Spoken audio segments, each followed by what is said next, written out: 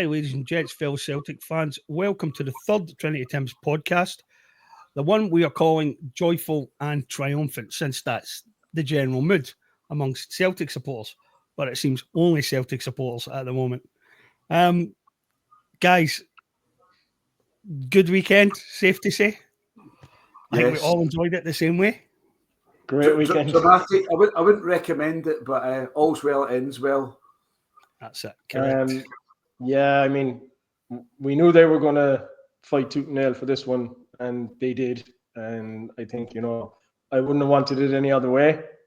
To be fair, I think the way we won it in the end was in a dramatic fashion, but it's soul destroying to lose a penalty shootout like that in a cup final, and you couldn't have scripted it any better. Definitely not. So, what was your take on the game, Joe? How did you think it went? That's a hell of a question. Firstly, we were very, very, very poor. We played for about 15 minutes or so. During that 15 minutes, we scored 2 goals. If we'd got a third, it would have been much easier and more like the script that we were expecting, but it wasn't to be.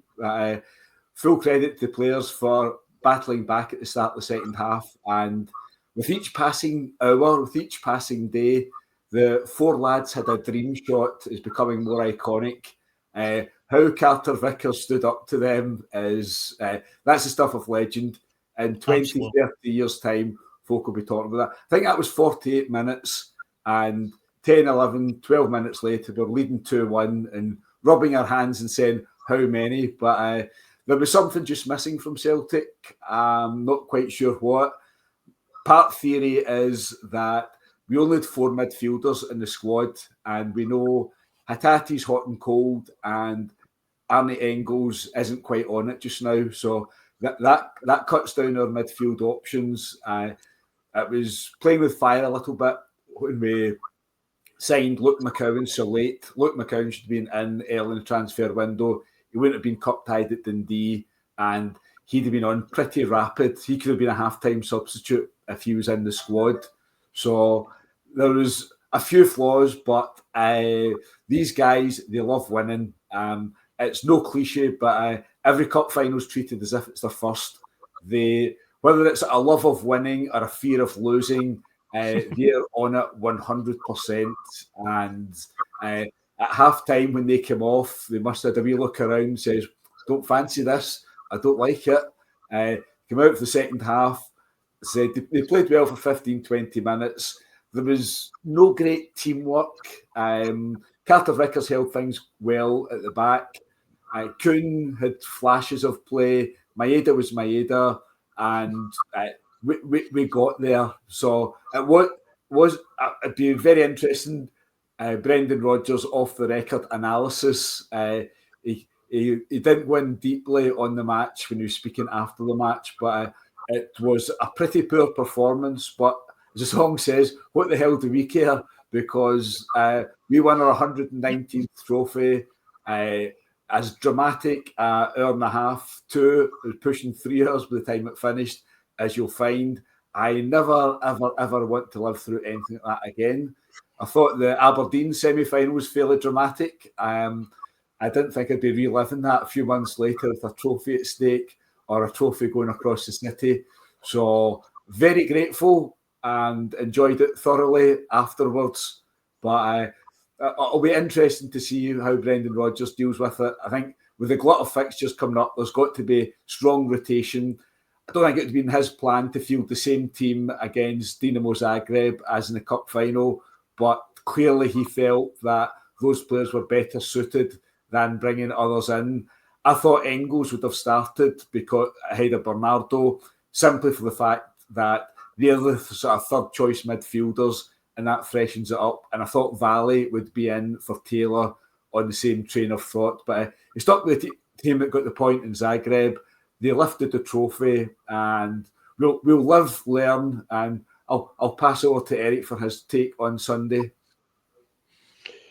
Well, yeah, I'd echo what Joe was saying there. I think it was a sequence of games that was always going to be tough, and this culminating in the cup final as well. And like I was a bag of nerves going into the the game on Sunday. And I don't know, I suppose I had a bit of a bad feeling about the game in a way because there was a lot at stake. I knew Rangers would come out fighting. I knew that they would do their utmost to try and stop us from getting that trophy.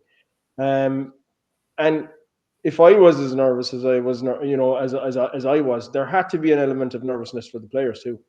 I mean, they knew, look, they're professionals, obviously, but they knew there was a lot at stake as well. And you could see that reflected in their performance in the first half. They had all the possession in the world, but they just didn't seem to be able to convert that into goals. And the way that we conceded towards the end of the first half, that was just calamitous. It was just a bad pass from Taylor, and then they broke, and Schmeichel did all he could in that instance. But I was a bit downhearted when they went in at half time at 1-0 down. And I thought to myself, that the Ibrox side, would they have another go in the second half? I thought we'd come out all guns blazing. I knew Brendan Rodgers would have the team talk at half time, and he rallied the troops. And that was the way it went in the second half. Taylor redeemed himself somewhat, obviously, with the aid of a very handy deflection. But Maeda's goal, oh, that was a piece of class. The way he broke out of broke ahead of the Ibrox defense, lifted it over the keeper, or lifted it over the defense, and then just slotted it away the way he did. And I suppose, Maeda, I think it was yourself, James, that said he had the ability to be a cult player at Celtic, but he was just missing that element from his game where his final ball and sometimes his finishing left a lot to be desired. Well, you couldn't question his finishing on Sunday. That was a really, really good finish. But then for him to step up at the end of the penalty shootout with all of that resting on his shoulders, he was as cold as ice. He's a cool customer. He's well able to handle those pressure situations. And I think, I alluded to it in my article yesterday. Rodgers obviously felt that too. He obviously felt that he was the ideal man to slot away that final penalty. And he did it. He did it with aplomb. And whether, he's ever going to amongst that player that ends up having the perfect finish or the perfect final ball, because we all complain sometimes about the way he crosses the ball or he delivers the ball into the box when he's on the wing. He is now a cult hero because he has, he is the guy who scored that goal in the game. He is the guy who scored that final penalty, and he'll go down as a cult hero with Celtic, I think, for the rest of his days. He's in the history books now at Celtic, and I'm delighted for him because I really like him as a player, and I really, really think that he just contributes so much to the team. He contributes so much to the squad. He's a phenomenal guy, and I couldn't be happier for him, to be honest. And I couldn't have wished for it to end any better than that. So that's my take on it. I think I would echo every one of those sentiments about Maeda. I agree with what Joe said and what you said yourself. To me, the Celtic's performance in the game lasted for 20 minutes after the start of the second half. That's when the real Celtic showed up. And we went from being one behind to being one in front in that spell. And if we kept that pace and maintained that kind of quality, I think we'd have been out of sight long before the finish, long before it. Because they were out on their feet, and I don't know how we let them back into the game, to be honest. There was an article online the other day, and I won't mention the writer and I won't mention the website, but the suggestion was that Clement had tactically outclassed Rodgers. But I didn't see that, and I still don't see it. And I've watched the game a few times now, and I don't see it at all. What I see is a handful of individual mistakes that cost us, and a team performance that didn't quite hit the heights that we expected and we know we're capable of. Let me put it this way. If Greg Taylor just takes an extra second before he passes that ball for the first goal, the whole game's different and we probably win it comfortably. It's just one of those things. One of those things. Bad mistake, and we made another bad mistake to concede so late at the end of the game when we should just have tightened up and kept the heads. But, all's well that ends well.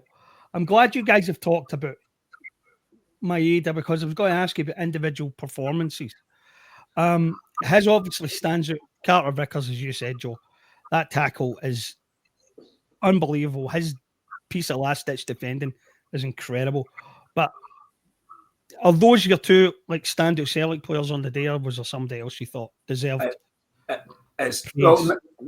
Nicholas Kuhn for his goal. That was a fantastic piece of skill. He almost got a goal after 5-10 minutes when he cut in from the right wing, skinned them, but he came in at too tight an angle. But beyond that, it's hard to pick players out. Kyogo never got a sniff at things. The central defenders was switched. That tells you something. And I think Rodgers could have invented an injury or a small knock. But what did you think of that? What did you think of the manager's rationale for doing that? It's funny because now and then it's not quite under the bus, but now and then Rodgers will just say something. I think in pre-season, I think he was asked about home in Lowell, and he sort of hinted towards attitude or something. So now and then he'll just say something rather than defending and covering his players, which every manager does all the time. But it was strange what he mentioned, and we'll see what the team sheet. I nearly swore there. What the team sheet is on Sunday. There's a tongue twister. It'll be very interesting whether Scales starts or whether he restores Trusty. But it was a strange change. Taylor, full marks to him for recovering and getting the shot away.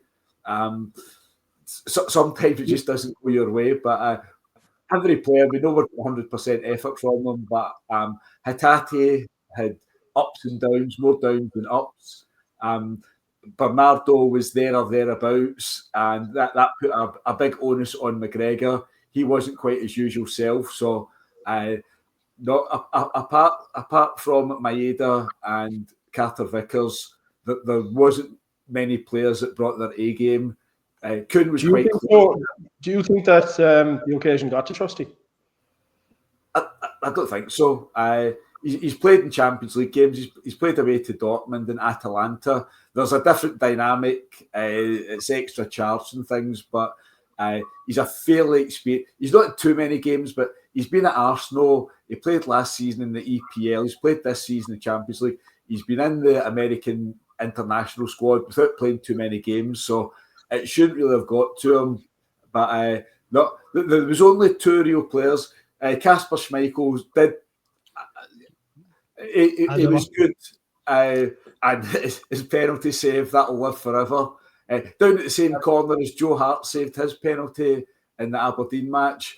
I don't think any players will particularly look back in that and say that was fantastic, but all that counts is they found a way to win, and they seem to be throwing it away. I mean, the parallels with that Aberdeen game is ridiculous, but they seem to keep finding ways to throw it away and keep finding ways to win it. So their spirit, character, all that is unquestionable. But we get them again over 2 weeks' time. It'll be incredibly interesting at Ibrox.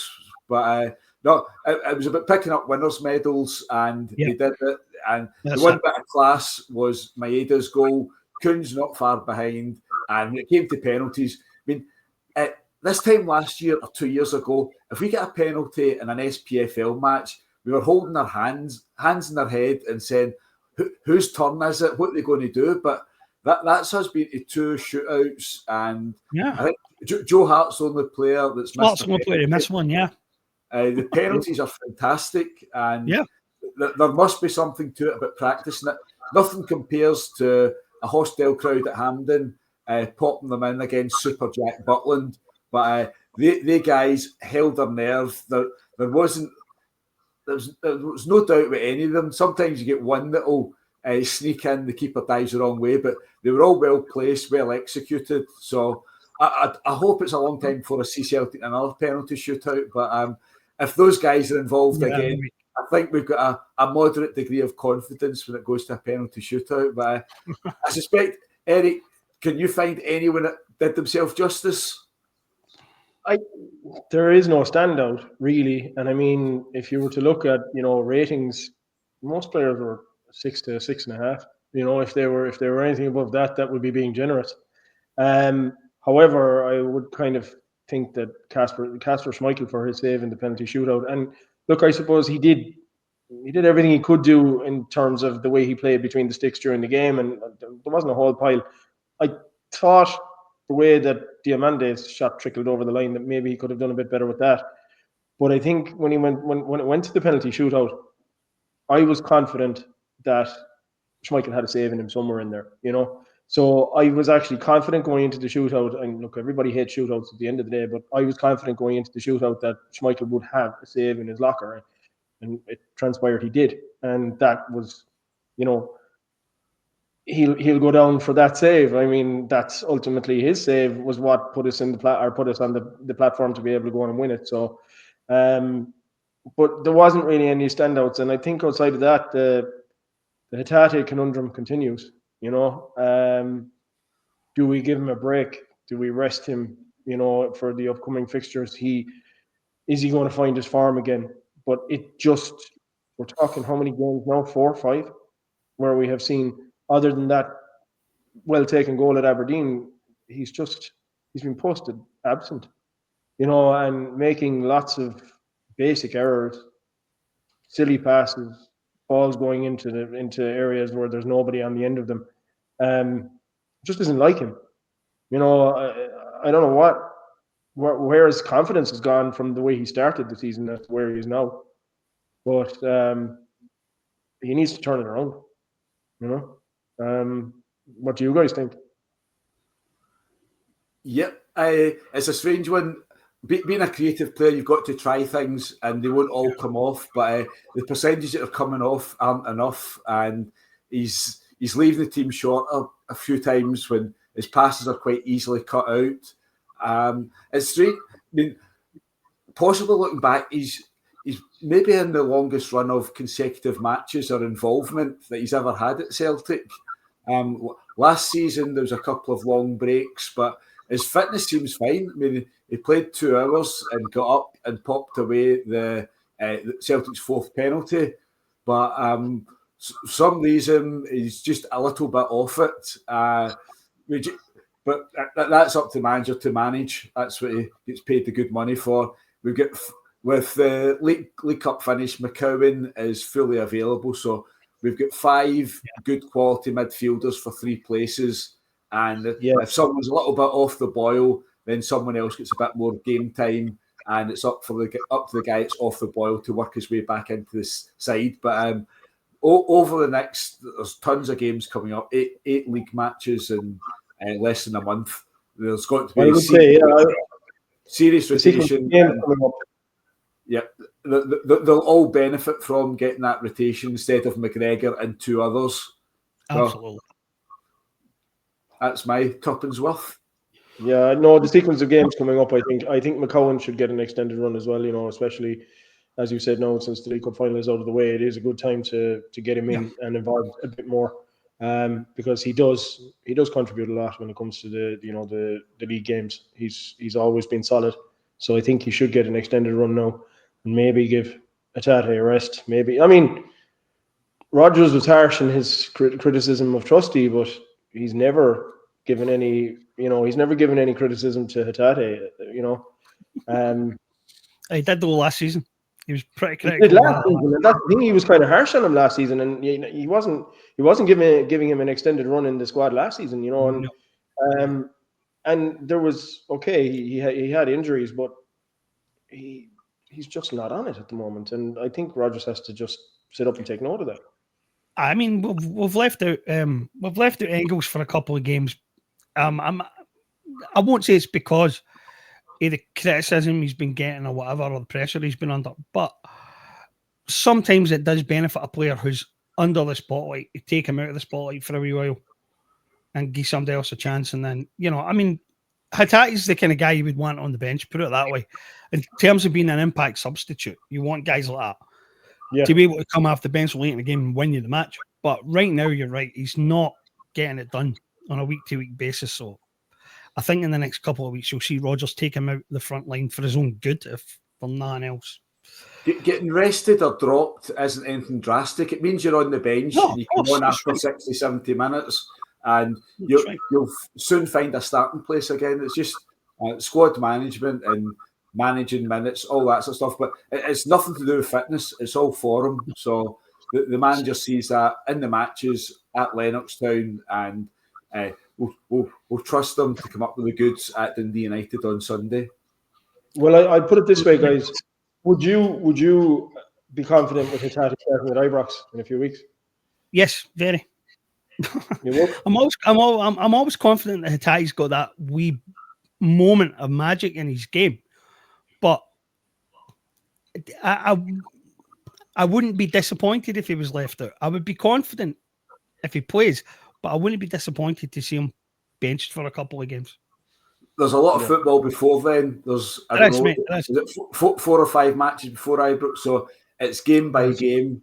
Is it St Johnstone on the 29th? So it'll be who's injured, who's not. Fortunately, our luck with injuries seems to continue. Whoever's fit, whoever's in form, they'll be the runners for that. And again, at Ibrox, the 2nd of January, 5 subs will be used and 5 subs will be expected to make an impact on the game. It will not be any lowering of standards. It will be variation, freshen things up, fresh options. So, yeah. There's also the chance that he could redeem himself in this period as well. Absolutely. Yeah. He could pop in a couple of goals at Dundee United on Sunday and nobody be in any way surprised, whether that's starting the match or coming off the bench. So that we say the manager knows his makeup best, and I don't think anyone doubts that the manager knows how to get the best out of Hatate, and we'll definitely see that. Correct. Right, well, guys, we best move on to the reaction to the game. After every one of these games, when we've beaten them, there is always something. It seems like there's always an excuse, or there's always a straw to clutch tear. There's always some mad fantasy that they tell themselves about the gap not existing or whatever it is. I said in an article the other day that if we were talking about 2 fighters here, and one had won 4 bouts by knockout, another one on points, and had split the decision on the 6th one, most commentators would be telling his opponent, don't get back in the ring with this guy. But we keep on hearing that next time will be the time. And Jack Bullins in the papers today saying that, Ibrox will be, we're close to getting a result for the manager. Wonderful. They can keep it up. But the mainstream media reaction has been hysterical. Hysterical. I don't think I've ever seen it this bad. And they're all want to focus on one decision. That penalty decision. One not as straightforward as they're making it out to be, or let me try that again. A much more straightforward decision than they're making it out to be. And a gross misrepresentation, I think, of what actually happened on the pitch. Joe, what do you think? What is going on? Is this the craziest reaction you've seen from the mainstream media? It's up there. You think this is the most extreme, but if you go back over various others, there's a fairly similar pattern.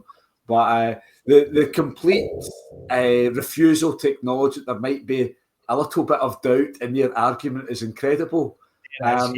We've heard on the Willie Collins show with his good friend Gordon Duncan, we've heard audio of lots of incidents. So if they want to release the audio of that incident, that should clear a lot up. So we're all fairly convinced that, knowing John Beaton as we do, that the minute Liam Scales got off the ground and raised his foot, John Beaton saw the opportunity to give them a free kick. Better still, book Liam Scales. Exactly what and if only he had held on a few seconds more, he could still have blown for the free kick. But if he'd held on a few seconds more, we're all assuming that the whistle went early. We'll find out if they ever release the audio, and we'll also hear the conversation, whether Beaton says free kick or whether he says handball. Not handball, pulling the shot. So that could come out in the audio. But there's just a complete blanket refusal to accept that there's a possibility that the whistle went early for the physical contact, not for the shot pull. So it's fantastic. Led by Bobby Madden, he didn't wait very long. That was picked on across the board. Neil McCann followed it up, and Tom, Dick, and Harry have been on it ever since. And Mike McCurry was the latest tonight. Yes, yep. But when Mike McCurry and Bobby Madden are standing up your argument, you don't really have much of an argument. If they brought in some pet referee from England, somebody like Jeff Winter, who we all know about, but if they got some Belgian, French, Spanish, I'm sure they would say, I would need to listen to the audio. We need to find out what the free kick was for. But it's been completely ruled out, the possibility that a free kick was awarded for the kick by Scales on Czerny. And a decent parallel is the 2023 Scottish Cup semi-final, when everyone stopped for a free kick when Matt O'Reilly was fouled from behind. Everyone expected Don Robertson to blow for a free kick. The referee didn't give the right decision. Dyson Maeda was on it, and seconds later, the ball was in the back of the net. So in that instance, Don Robertson didn't want to give Celtic the free kick for the foul on O'Reilly. About 4 or 5 of their players stopped. Maeda moved, and Jota moved, and that was it. And in this case, John Beaton couldn't wait to give a free kick with the bonus of the yellow card, and it backfired on them again. So the fallout, the meltdowns, Neil McCann, Chris Boyd, whoever you want, some of the fan media stuff has been incredible. They won't say conspiracy, they won't say cheating, but they'll dance all the way around it, and they'll read out selective comments on it and all sorts. It's hilarious. Well, when they said we were paranoid, we concluded that we weren't paranoid enough because things came out. But we'll listen out for the audio. Again, Gordon Duncan, good friend of the SFA, Willie Collins' bestie, he was dropping a few hints on Radio Clyde last night. He seemed to suggest that audio will be available and they'll react it back. I would love to... While they're releasing this audio, can they release the audio from back in September for the Kyogo goal that was disallowed and the justification was 20 lines? So let's get it. It should just be part and parcel of it. We were told that Willie Collins, a new broom. Michael Nicholson thinks it's fantastic. Nicholson stands by his laptop waiting to see the latest Willie Collins show on YouTube and thinks that solved all the problems. It's transparency. So let's hear the audio and see what direction the argument takes from that. But it is incredible, A, that there's no consideration whatsoever for a small possibility, and B, the absolute bonkers, over-the-top reaction to it. But we're going on now for 48 hours constant. There's no avoiding it. Yeah, completely. I don't when it runs itself out. I don't see it running out tomorrow. For those watching, this is Tuesday evening, more than 2 days on for the game. I dare say when this video goes up on Wednesday, they'll still be foaming at the mouth on it. But not quite, because all told, there is some kind of event happening at Hampden tomorrow, and Mulroney's going to be there, and Maxwell's going to be there, and apparently they're going to get quizzed about this tomorrow. So we will know by the time people see this, I think, what has actually happened. And I think a lot of our finer journalists are going to have some egg on their face. I mean, Tom English is the classic example of someone who is refusing to consider that there might just be a simple explanation for this. You know, he's talking about it being inexplicable. Well, it's not really inexplicable if there's a simple alternative explanation, which he doesn't want to consider. I don't know. That's inexplicable to me. What about you, Eric? What do you think? No, well, nobody wants to consider that because that's just going to make everybody look like fools. If there's a simple explanation for it, and if, as we've discussed, the audio states that there was a, beaten blue for a free kick prior to the incident, then it's just going to make everybody look foolish. And it's kind of like just our Joe saying, that Willie Collum is new broom sweeps clean. And I think of the old Irish joke, of the woman saying, I've had this brush for 20 years now. It's had 5 heads and 4 sticks. That's the Scottish referee. It never changed, it's just the same old thing, and it's never going to change. But I mean, it's just, they had to find something at the end of the day to start crowing about. I mean, and this is just, it's hysterical, the level that they're going to in the media about this. And it is like if the audio, look, I mean, if the SFA have nothing to hide, they'll release the audio. The audio will explain everything. And then what's going to happen? It'll just be a case of, oh yeah, that didn't happen. They'll ignore it. They'll move on and they won't talk about it anymore, but they'll keep talking about it until such time as the audio is released and it shows that it was just exactly what we think. And that's pretty much what I think, that Beaton was just a bit over anxious. There's also Plan B, the ridiculous trip by Nicholas Kuhn. Yeah, but Mandy crossed him. He fell to the ground. I suspect that he was trying to foul Kuhn rather than the other way around. Kuhn had laid the ball off to Engels. He was waiting in the pass coming back, but digging that up. And then Plan C is Kasper Schmeichel, his encroachment at the penalties. His argument with absolutely pathetic, isn't it? Eric froze my screen. Sorry, Joe. It's like when we've brought up legitimate issues and where we've been hard done by, and we've been called paranoid freaks, and we've been called every name under the sun. And Tom English is a great man, to lead that whole charge whenever we call foul, when we cry foul. And there have been many instances where we've cried foul legitimately. We've had legitimate concerns. We had legitimate concerns in the game against Hearts. We had legitimate concerns in the game back in 2018 at Ibrox where Alfredo Morelos was allowed to run amok. We don't go into these situations without having legitimate concerns. Yet we're labelled paranoid and we're labelled, that we're sore losers and if we have lost the game as a result of it. But then you have an incident like this where it's a thing of nothing, and it suits them to go nuts about it. And it's the total opposite to when we actually highlight instances like what happened at Tynecastle last season. You know what I mean? Our concerns were legitimate. This is a thing of nothing, and it's going to end up being a thing of nothing. And that's why it looks so foolish and it makes them look so stupid. I mean, we have the biggest legitimate concern of all of them, and that John Beaton was ever allowed to referee this game in the first place. And I said before the game, I don't care if he has the perfect game. I don't care if he gets every major decision right. And in my opinion, he got most of the major decisions right, including this one. But he shouldn't be near the game. Everyone knows that John Beaton is an Ibrox fan. Everyone knows that. Yep. So, I mean, who are these people trying to kid? That they're the ones with the legitimate concern. We're the ones with the legitimate concern. And we've had it right from the start. From the minute his name was announced as being the senior official. It's just bonkers to me. I don't get it at all. There was no major decisions that he gave against us, but there was constant free kicks when we were in possession. Bringing free kicks back.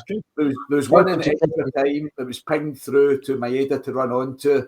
It had shades of Lee Griffiths in the 2014 League Cup semi-final. We were 2-0 up. Balogun should have been sent off. He'd been booked in the first half. Beaton was reluctant to book him. He had a very nasty tackle foul on Hatate's ankle at the start of the second half. And then to even things up, 8 bookings in all, that looks as if Beaton really had it in for them. 6 of them were after the 90th minute. So once we went into stoppage time and regulation time, they started to bring out the yellow cards, and they continued that through the extra time. I suspect the extra time was 10, 11, maybe 12 minutes of football in the extra time. Barely get started. Players cramp, players injury. I think we get 3 minutes added on at the end of the first half of extra time, 1 minute at the end of the second half, and then that's us. Here we go, lads, 50-50, cross your fingers. So there was nothing major.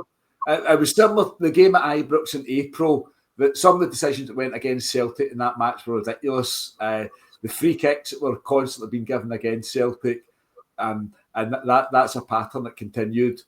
Nothing major, but they do influence the game. They do slow us down. It loses time, and other teams are wise to it. The slightest contact, fall over. But it's been and gone. But there's another game in a couple of weeks' time. I suspect David Dickinson might be the man for that. He's got the Celtic game on Sunday. It's quite a slight on the other referees on the rota. that Beaton has been given 3 out of 5 matches this You're season. Right. It is. It was a VAR for one of the others. So whether it's Willie Collum or Crawford Allen, John Beaton is a blue-eyed boy at the SFA, and it's going to be a little while. I don't know if he'll get another one this season. So there's a game coming up in January. There'll be 2 more league matches and possibly a Scottish Cup tie. Willie Collum really needs to start getting other folk involved in that. But their problem, they created this. And Willie, if you're looking in, top tip, there is life beyond Lanarkshire and Glasgow. There must be some referees out there. There'll be some guys in Edinburgh that should be getting encouraged. And if John Beaton's such a fanatical referee with a great love of the game, give him the Hearts Hibs games, give him Dundee United. Let the guys from Glasgow and Lanarkshire visit the East Coast, and the guys from the East Coast can come and visit the West Coast. And things might be a little less chaotic, but I won't hold my breath on it. It's same old, same old. Eric described him as a nodding dog. They're following instructions. Hugh Dallas is still the strongest figure in Scottish football. Everyone in Lanarkshire owes their career to Hugh Dallas, and they take note of that. But having seen McCurry, the latest name to get his 2 bobs worth, and I wouldn't be surprised if Hugh Dallas was next. They draft him in sometime tomorrow to tell us why it was definitely a penalty. Yeah, but it goes back to Joe's point on Willie Collum, and I remember his initial interview when he took the role. I did an article on it at the time, and it was a complete, when the issue of allegiances came up, it was a complete exercise in obfuscation, skirting the issue. He just could not give a straight answer. He started talking about these are honest guys. They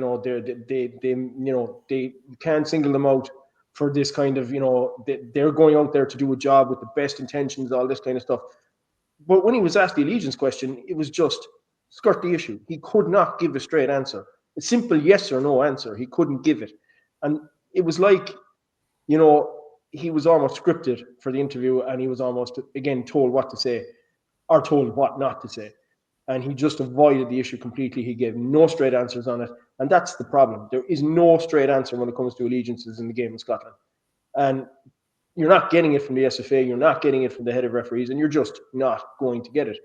And that's the elephant in the room. And it's going to continue to be the elephant in the room for as long as it goes on, unless there's a major change at the head of the SFA and there's a major change at the head of refereeing and a new batch of refs are brought in. But I just don't see it happening. There's another factor in this. There is no interest, there's no appetite from the clubs. Aberdeen and Aberdeen fans will moan about referees coming from Glasgow to do games at Pittodrie, and we know Michael Nicholson is on mute. You won't get a peep out of him until the next AGM. If there's some absolutely ridiculous decisions, they'll bring out the disappointed statement, the template, tell us how disappointed they are, surprised and disappointed. But it needs to come from the clubs, and sadly there is no appetite. Surely Hearts and Hibs want referees from Edinburgh to be involved, to be in the mix. But again, when they're playing us or them in any major match, the chances are the referee will come from Glasgow or from Lanarkshire. So everyone's just quite happy with it. They probably quite like the controversy. It's lasted this long, so they must be happy with it. Yeah. Yeah, but I mean, it's like, when Colin was asked the question, I mean, he couldn't give a straight answer. I mean, this is a simple yes or no answer, and he made out that it was very difficult to find to find good referees or referees who were, able to referee these kinds of games. I mean, if every other football association can do it, and every other football association can make a referee declare his allegiances, why can't the SFA do it? I mean, that's the elephant in the room. That's the real question that none of them want to answer. None of them even want to discuss it. And I've heard, I mean, I've been on Spears a couple of times and discussing this, and some of the other guests have put the question to, other journalists or whatever, and said, like, why be the only major European league which doesn't have this? We can't call the integrity of referees into account. We cannot question their integrity and their honesty. Well, you're not questioning their integrity and their honesty. It's the same freaking standard that every other league has, and we don't have it. And nobody's ever put these people on the spot and got a straight answer as to why we can't have it and shouldn't have it, and why we should be the only league, the outlier league that doesn't. And that's just such nonsense. Why can't we have professional refs? Why can't what is stopping us from having a professional? The SFA will say they can't afford professional refs. We're too small a league. We can't afford professional referees. The SFA manager. The SFA have created 3 full-time VAR posts in the last 2 years. So if they fancy it, I mean, those VAR posts are just a thank you to referees. Well, it was created initially to suit Andrew Dallas, who had a sore leg and couldn't continue any longer. And then they brought in Greg Aitken as well. That's right. And now we rely on Alan Muir. I mean, what were these posts advertised? I suspect not. But they were able to find the funds for 3 full-time VAR. And then they'll say, but a lot of the referees are getting great, they've got good jobs, they're mainstream jobs, they're professionals, they're all good. That's great. Well, just start training younger referees. If you're offering a salary of £60,000 to £70,000 and the prospect of European travel, and you get very well rewarded for taking European matches, I reckon you'll find some folk that will come through the ranks and be pretty good at it. There's an incredible wastage of young footballers, especially at our club. Some of them could become referees. They've got an interest in the game, they've got a knowledge of the game. And anyone at Celtic, send them over to the East Coast and they can learn their games there. And guys that don't make it at Dundee United, Dundee, Hearts, Hibs, get them involved over here. And eventually you'll find competent referees. And a salary of 60,000, 65,000 ought to be affordable. Put expenses on top of that, European travel, and you'll find some decent guys rather than the professionals, the lawyers and accountants that do it as a very lucrative sideline. But again, no appetite. Just keep on doing things the way we've always done them, and who cares with the consequences? But I mean, it's not even I'm just trying to imagine Chris Boyd's reaction the first time an ex-Celtic academy player turned referee gave a decision against us that he didn't like. I just... It would almost be worth paying for the guy's courses myself just to see his face.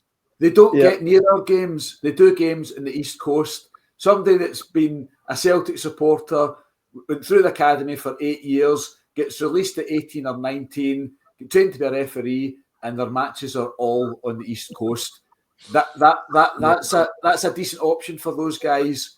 They can get 2 or 3 years training at it to see if they're up to it. They'll know themselves if they're not up to it, and they'll need to pursue other careers. But if there's any vision or any ambition to do it, they try it. But we just continue looking to see some good guy for Bells Hill or Wishaw or Motherwell. See if they can see if they're up to the job. The same argument we had 10 years ago, and I suspect in 10 years' time it won't be much different. Yeah, man, it goes back to the statistic that, we haven't had a referee at a major tournament or a major final since 2016. In Colin, he was the last one. That's a pretty big indictment, isn't it? Yeah. That just speaks volumes to the standard of refereeing there is in Scotland, that nobody has been selected to go to a major final since 2016. That's now coming up on 9 years ago. So the rest of my case. That's all right. No, that's good. Right, so that we've covered the reaction. Let's have a little chat about the consequences, because the consequences of this are quite substantial. We've now overtaken them in the trophy count, allegedly. The way we've been putting it, guys, is that we've buried the survival lie and the reason for it. And now what we have to do, of course, is win the league and go 2 ahead of the lie, and the Scottish Cup and go 3 ahead of the lie, and start building momentum and just put it 6 feet under the ground and never have it mentioned again. But of course, there are other considerations. They now have to get the decorators in to remove all those fancy slogans and that they've got painted all over the stadium, which are now meaningless rubbish. There are big implications for their club, and in particular, the future of their manager. We'll start with that. Who is surprised to see him still in a job today? Joe, what about you? I'll let Eric get first go at it. I've had the first go at the last couple of questions. So Eric can come in first and then I'll follow up if he leaves anything out. I am and I am surprised. I wouldn't have been surprised if they'd taken a hammering in the cup final. But I think we all knew it was never going to be that straightforward in the cup final. It was never going to be that easy.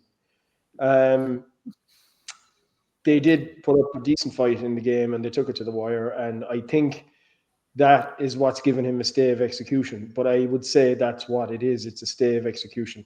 His next big test is the game at Ibrox. And if he fails in that test, I think he'll be gone. I think they'll make the decision there and then, and next day, possibly the day after, he'll be gone from his role as the manager. So he's been given a stay of execution to the game. Obviously, if he drops points between now and then, and the gap widens, it's going to make the decision much easier for the Ibrox board. But I'm not shocked. I am delighted that the fans are backing him now, because obviously they're delighted with the performance midweek against Angel Spurs. Yeah. And now they're delighted with the spirit, that they showed in the cup final. So, which really, really works in our favor, So, no, I think in the overall scheme of things, I'm not surprised now because of what happened midweek and what happened in the cup final. They showed a bit of fighting spirit, and they love fighting spirit over at Ibrox. So even if it leads to nothing, which it inevitably doesn't, or it inevitably does lead to nothing. So yeah, long may it continue. He is another one of those gifts that keeps on giving, at Ibrox. So if he stays there, I won't complain, and I don't think Joe will either. What do you think, Joe? No, there's no great surprise that he's remained.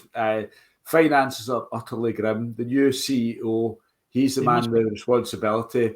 There's going to be severe austerity in January, while the more diluted are talking about who they can sign and who can bring in, and we're only 2 or 3 players away. And that's just in the mainstream media.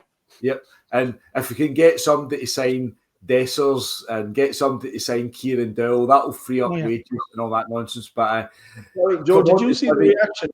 Did you see the reaction from Tavernier when Dessers was being brought on against Tottenham? Yeah. I mean, that was phenomenal. That really, really tells you about the spirit in that squad, doesn't it? Yeah. His after-match comments on Sunday, that seemed to be a dig as well, when he was talking about the players who had the courage to step up, and Dessers obviously didn't fancy it. Yep. There's obviously splits in the dressing room. There's obviously wee factions, and Dessers is probably the loneliest guy at Ibrox right now. Right. He's a lonely guy. I'm surprised to see that there's another transfer story about him today. He's a lonely guy with a long-term lucrative contract. Yeah, absolutely. Yeah. Clermont is living game by game. If they fall any further behind Celtic before January 2nd, he might not make it to then. January 2nd, there's going to be so much expectation on him. And we know, well, Tav told us in his programme notes a few years ago that when the expectations are there, it's just unfair to expect them to deal with the expectations. So, as Eric says, it's a stay of execution. There's no long-term strategy. They're kidding themselves on that things are starting to fall into place. And Hadji, Danilo, and Igamani, that's a new, it's a fresh start, and things are going to fall into place. There's going to be massive cost cutting. They're going to have very little funds. They might get a EPL loan player in towards the end of the transfer window. Suter is out. He's been a regular for them. That's them down to Balogun, Proper, and Sterling as 3 trusted central defenders for a very heavy period of fixtures. So Clermont should enjoy this week as much as he can. It might not be much better than this. If they're not a couple at half time against Dundee on Saturday, it might revert back to the way they were 2-3 weeks ago. But they do have incredible emotion swings. They're the greatest and then they're the worst on earth. So we can sit back, enjoy it, get on with our game. I suspect we'll win more points than they do going into the game at Ibrox. We'll take an 11-point lead there on the second, and we'll see how that one tumbles out. But enjoy it while we can, Phil, because and we're also enjoying you while we can. I mean, one word on Aftermath. When he invited the journalists in front of him to start digging, he repeated that phrase. He did. I suppose that was possibly lost in translation, just like the previous week when he'd said Celtic and Spurs are a different financial league. That actually means we're well capable of battering both those teams. It's not laying down excuses. So when he was asking people to dig into the VAR decisions, I'm sure he didn't mean dig in and not to look at him. Well, you don't want to look too personal at Alan Muir. All you need to do is Alan Muir, Josh Meekings, Inverness Cali Thistle, Lee Griffiths, and there's all the evidence you'll ever need about Alan Muir. So it's fun in games again. We can sit back and enjoy the Panto season. Oh, yes, he is. Oh, no, he isn't. And as long as we look after ourselves, give Dundee United a beating on Sunday, we'll keep motoring along, and the madness is all across the city. 100%. Well, speaking of the madness across the city, now you've mentioned their financial situation, right? So in the instance that they can't afford painters and decorators, if those slogans are still up there by the time we roll out of town in January 2nd, do you think the chairman will bring a tin of paint with him and do it yourself? No. You don't see Peter up on the ladder. Couldn't get rid of that shit. How are you at it? Can even they survive the utter humiliation of leaving that shit painted on the wall?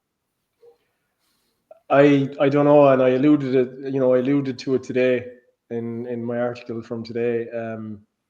It was, Keith Jackson has finally changed the narrative, or changed his opinion to suit the narrative, as he is wont to do. He has done this today. He's basically stated that it's a spurious claim. Why is it only now he's stating it's a spurious claim? Why is it only 12 years into the existence of the new club that he is stating that their claim is spurious?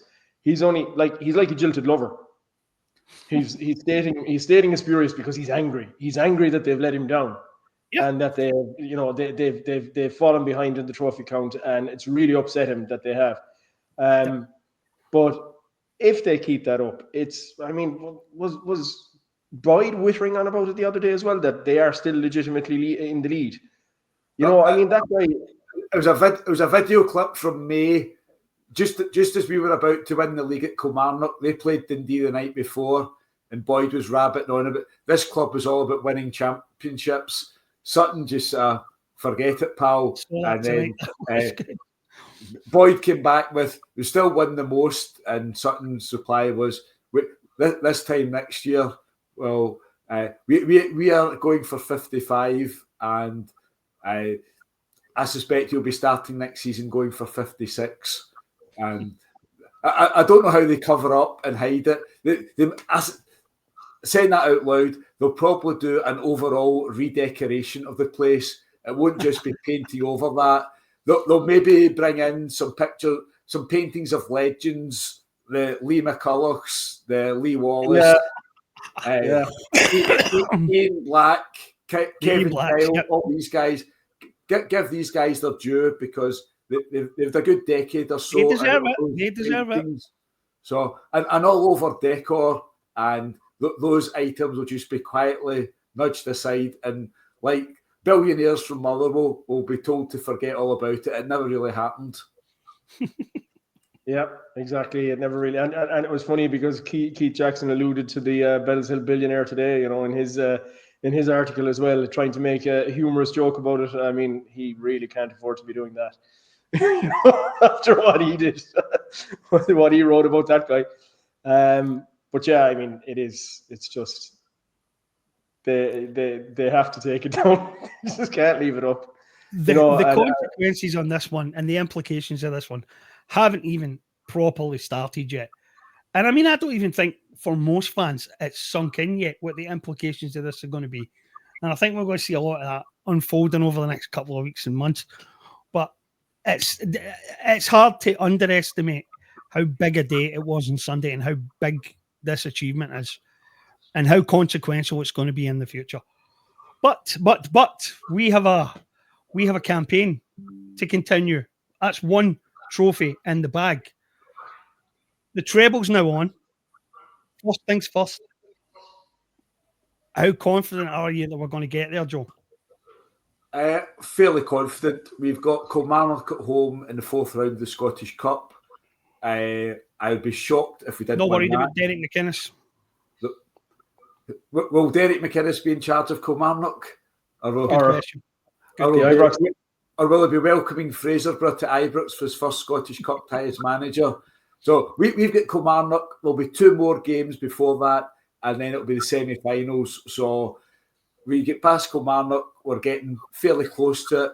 And when Brendan gets to Hampden, he's had a few squeaky bums this year, the Aberdeen semi-final and Sunday, of course. But when Brendan gets to Hampden, he tends to get things done.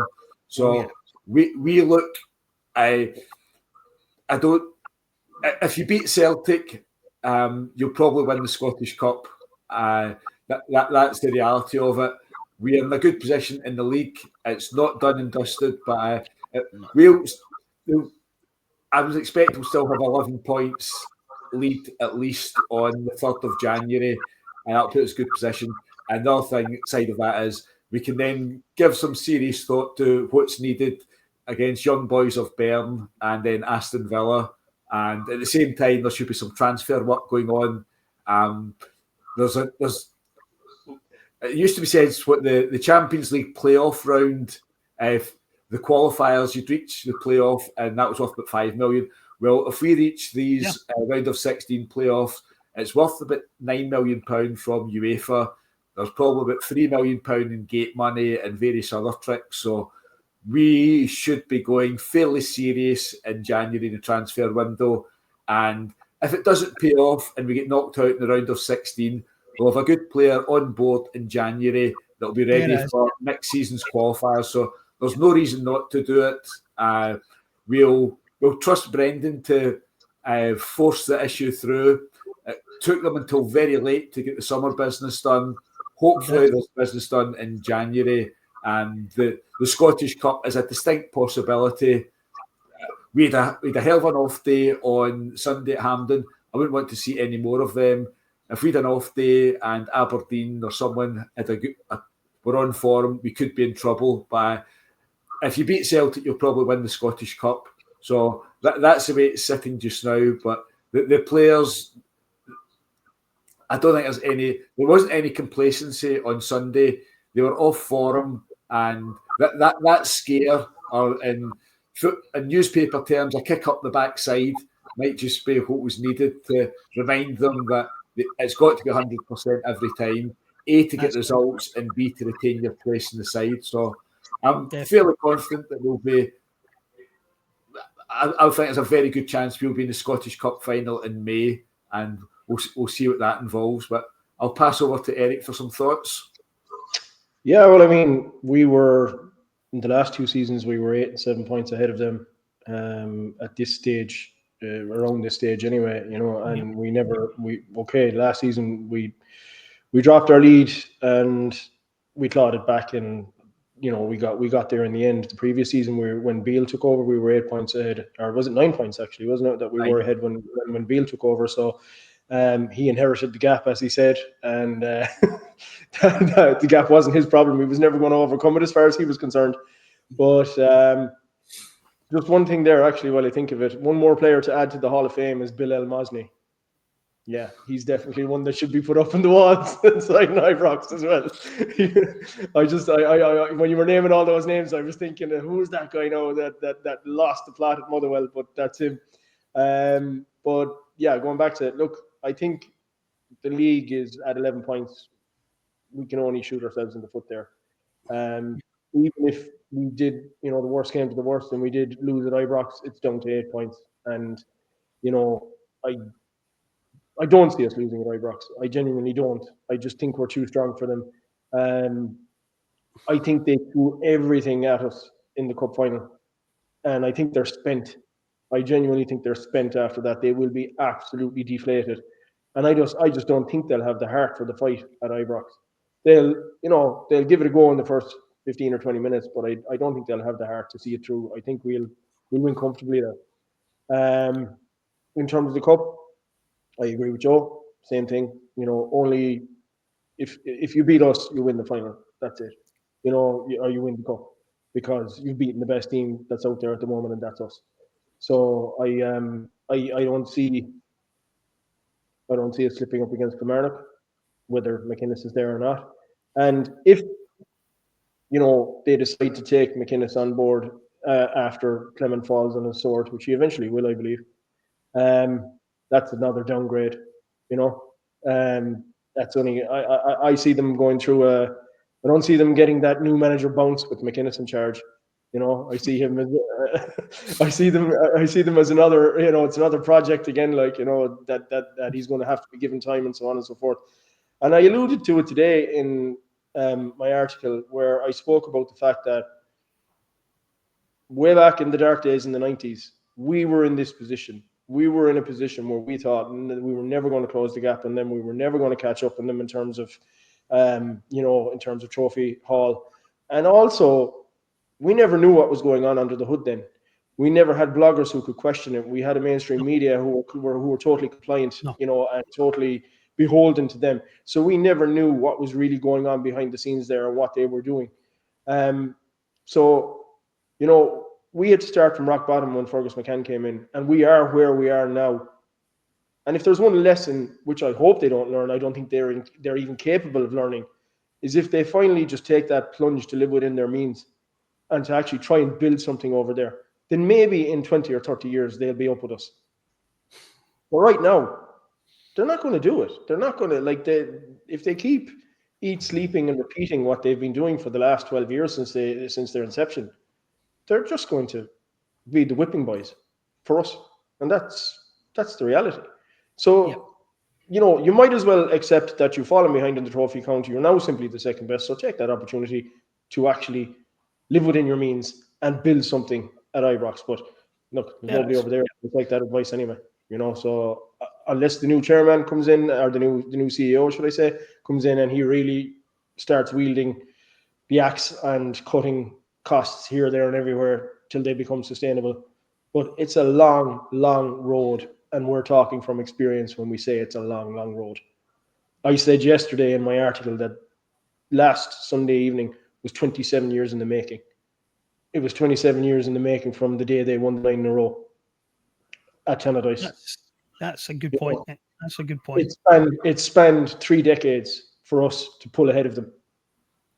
And we have done it, and we are there legitimately, and we are there through hard graft and through being well run as a club and being well managed. So if there's any lesson they can learn that one. But I don't see it happening. I would agree, mate. Right. Our final little item then. We need a twat of the week, guys. Eric, who is it? Who's this week? It has to be James Tavernier. After his carry-on in the game against Tottenham and his little cameo on the camera when Cyril Dessers was coming on. And then he just couldn't help himself with the disappointed for losing the cup final. If there's one word he has tried so hard to avoid, it's that word, but he just couldn't avoid it on Sunday evening after the game. So for me, he's like that. Hands down, I don't know. I can't think of anybody else. He just always manages to put it out of the bag every time. So what about yourself, Joe? Who do you think? I'll go for fun guy Chris Boyd. He managed to keep quiet between Sunday night, Monday morning. I was hoping to be on Sky Sports News on Monday morning, but he popped up on the Sun's podcast Monday afternoon, and the further he went on, the higher the decibel count. He was getting into very strange places. So they need to demand answers. There need to be a meeting today at Hampden. Willie Collin to be there. I think Alan Muir and John Beaton were to be there. Ian Maxwell was to be there. And they'd all to explain this incredible miscarriage of justice. Yep. And it was getting deeper and deeper. And it was trying to think who it was in the Sun. Roger Hanna was doing it. Roger Hanna really should have cut him off for his own good at some point and changed the subject. Yeah. We let him keep going, and he ventured into the Celtic AGMs. So if Chris Boyd had been to the Celtic AGM, there is no one more reluctant to discuss refereeing issues than Michael Nicholson and Peter Lowell. They do not want to know. Ask them anything specific, and they'll generalise and talk about standards, and we're doing this or that. There is no appetite from Celtic to improve standards with referees. But according to Boydie, there seems to be some deep, dark plot inside Celtic Park. Peter Lowell keeps stoking it. Peter Lowell's maybe feeding me questions to ask at the AGM, and that's creating questions, creating headlines. And was it 2021? Bankier said that they've got deep concerns. That basically says, go away, Joe. Stop annoying us. Don't ask us questions about Bobby Madden. And there is no appetite at Celtic to deal with refereeing issues. But in the eyes of Chris Boyd, it's all coming from Celtic Park. They've been stoking the flames, and we're now finding guys like John Beaton that just can't be trusted. If you can't trust John Beaton to look after you, you're in a dark place. But I suspect you've got a few contenders for Twat of the Week, James. So we'll give the final word to yourself. Mate, I'm going to agree with you wholeheartedly. There's no one else can possibly win this but Boyd. That was the most spectacular meltdown, rant, come piece of self-destruction I've seen in a long, long time. It was absolutely spectacular. I was still laughing while I was writing about it today, and I was telling everybody to go and watch it. Anybody who hasn't watched it, I said, don't hesitate, except get comfortable, get cozy, bring your feet up and enjoy it as much as I did, because it was superb, absolutely sublime. I could have watched them all day. Honestly, I could have watched hours of that. It was amazing. Absolutely amazing. I need to ask, are you part of the conspiracy? Are you part of the conspiracy? Are you a Peter Lowell plant who goes to the AGM and asks these questions to get dismissed so we can carry on with the charade that we don't actually run everything in Scottish football? James, I told you not to mention that. That's unfair. I'm giving stuff away here. I'm rumbled. You want to be a secret, sir? I couldn't tell a lie. I'd need to go to confession before Christmas. So yes, I am. Boydie, I am indeed a Peter Lowell fan. I'm a founder member of the Grand Conspiracy, and that's why there was no penalty awarded for Liam Scales' shirt pulling at Hampden on Sunday. So yep, fair cop. The game's a bogey. That's it. I haven't seen the village idiot has called it right. Congratulations, Boydie. Yeah, I haven't seen Boyd's video yet. Honestly, treat yourself. I'll have to. Treat yourself. Get comfortable and watch it. Yeah, I'm gonna have to. But just before we wind it up, did anybody? I know I touched on Keith Jackson earlier on, but wow, I really enjoyed that one today. Did you guys enjoy it as much as I did? I mean, that was an exercise in self-flagellation. You know what I mean? It was just absolutely. You know, this guy has resigned himself to the fact that they are done. He's given up. He's thrown the towel in, and it was beautiful to read. I loved it. I loved every bit of it, you know, and there was nothing wrong with what he said. Everything he said was right for once, you know, but it was all the hallmarks of a jilted lover who had just, you guys have screwed me over and let me down, and I am not defending you anymore. Hurtled through the stages of grief in one afternoon, I think. Yeah. Finally arrived at acceptance. Bravo, son. What do you think, Joe? A lot of them are going to have to do the same. A lot of them are going to come through that journey in the next few months. I have no doubt. But we will see. Guys, it's been an absolute pleasure hosting this podcast tonight. If you are a viewer and you've enjoyed this, please follow us on YouTube, retweet this everywhere, post it on social media, and you can follow us on Spotify and Apple, I believe. Am I right, Eric? You're correct, yes. So we'll be back again anyway. I suppose I'll be hosting this time next week, and we'll have a look at the proceedings over the weekend and a few other bits and pieces. So I suppose until then, guys. Have a good one. Cheers. Enjoy the rest of the week. Talk to you later. Bye, guys.